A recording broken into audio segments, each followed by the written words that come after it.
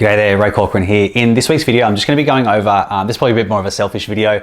I'm just kind of sharing that me and my wife and I guess my son as well maybe, we're looking to buy a family home. And we're looking to buy it in Sydney, and obviously it's been very well documented that prices in Sydney are ridiculous at the moment. But basically I've done previous videos on rent vesting, and the other week I closed on our third investment property, and I still think that's a fantastic strategy, and I think on paper that will be the most financially beneficial strategy. But in this video I just want to talk about why we're looking to buy a family home, and why we're, even though the market's kind of hot, and even when our rent vesting strategy was working quite well. So just a bit of a story time. I'm not sure anyone cares, but I thought I'd share this.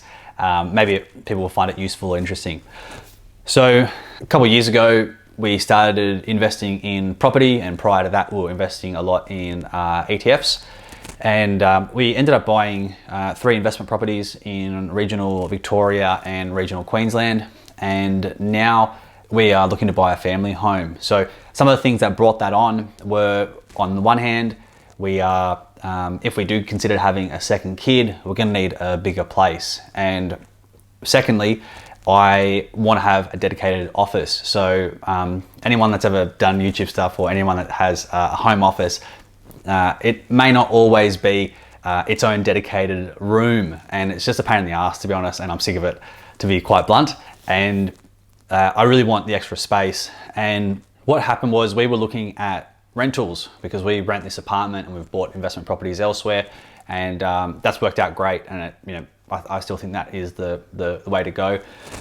But we started looking in the rental market around the suburbs of our current area, and also for other areas that we would like to live in too. And there's obviously, we want a 4-bedroom place, so that would be room for me and my wife, my son, potentially a second kid if we want to, and a dedicated office. And obviously, there's not many 4-bedroom apartments. You're usually looking at a house or a townhouse at that point. And we looked at houses available, and I didn't really like a lot of the options. You can pay quite a lot of money in Sydney for pretty crap places, unless you want to live really, really far away from the city. And I run my business remotely, so that's fine for me.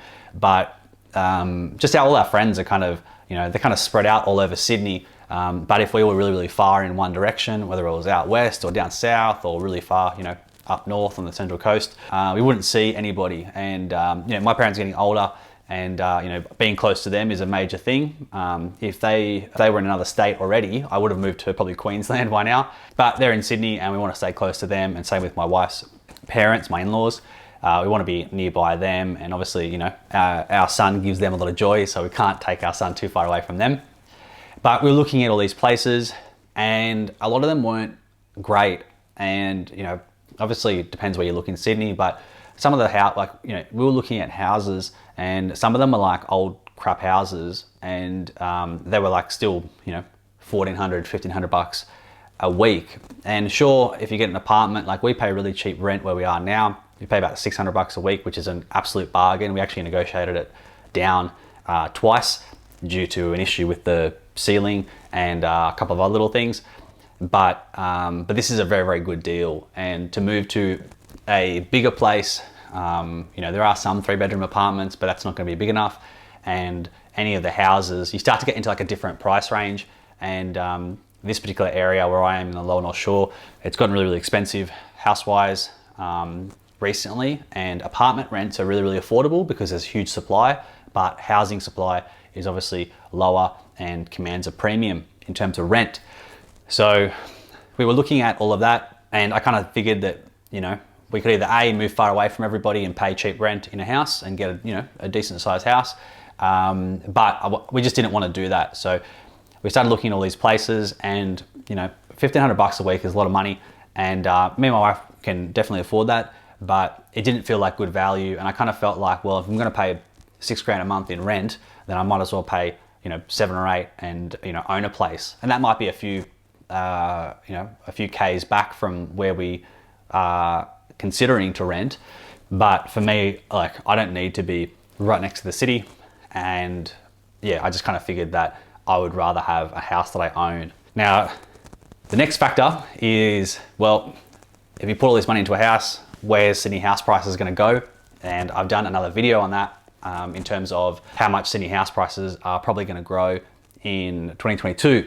And basically the short version is most people expect 5 to 8%.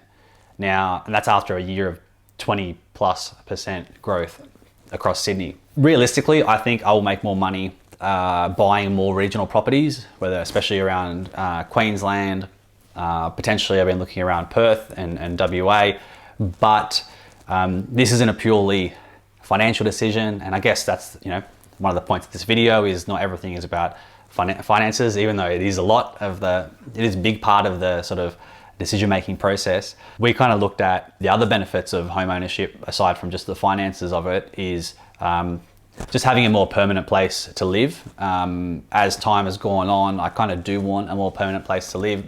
We've always rented and moved around all sorts of parts of Sydney, and we've got a good idea of like what we like and don't like, and just having a permanent place, one that we own. There's no, you know, neighbors immediately next door necessarily, like, you know, wall to wall. There's no, you know, common walls.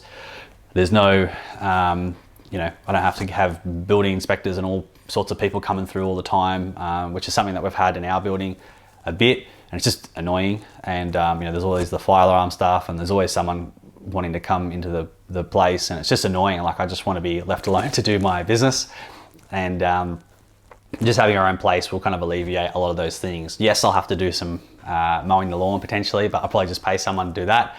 But it's kind of, in the last few months, it's really come to the forefront that I'm like, I really want a house now. I feel like if you're a bit younger, then maybe it's not as much of a priority, but I'm getting older now, and definitely it is a big priority. And I don't really care what Sydney house prices do in the next couple of years. A lot of people think it'll go up a little bit this year and then a little bit down next year, and may go sideways for the next few years, to be honest. But we'll see how it goes. I think at some point you do have to make a decision and just stick with it, and see how it goes. There could be a very good chance that I buy the place and Sydney house prices do nothing for a few years, whereas if I'd put that money into, say, 4 or 5 smaller investment properties, they might have done way better, you know, dollar for dollar. So definitely something to consider. But for me, the benefit of our family having like a home base where we have plenty of space for all our own stuff. For me as well, one factor I considered was the increase in productivity and the efficiency that I'll get out of having like a fully dedicated separate room for an office and, I guess, YouTube studio, sort of, you know, a bit of both. So that's something I'm extremely excited about, just to have a dedicated space where I have all the lights and camera and audio and everything always set up in the one spot. I do have a toddler who tries to smash all my stuff all the time, accidentally, by grabbing stuff and pulling on the ground and whatever. So I kind of have to pack everything down and pack it all up again every time I want to film a video.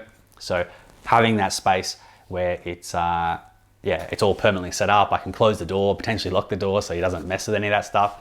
I'm very looking forward to that. Our budget for the place started off at one level, and now it's kind of just creeped up because house prices have gone up like crazy. So we started off with a budget, we're like, oh, 1.7, 1.8, and we would get something that would be, you know, crap, but in a decent suburb. Not a fancy suburb, but like in a middle sort of ring suburb that was like, you know, it was a good place to sort of raise kids and that sort of stuff. We started with that, but all the 1.8 places are now 2.2, and it's just crazy, all the different things. So it's been a bit of a journey, but I'm planning to sort of keep you updated on the whole journey as we go. And this will probably be a series of videos as we start the property search, which starts now because we just settled on a property last Friday. And so I hope you found that mildly interesting. And I'm gonna do some future videos about this as we go.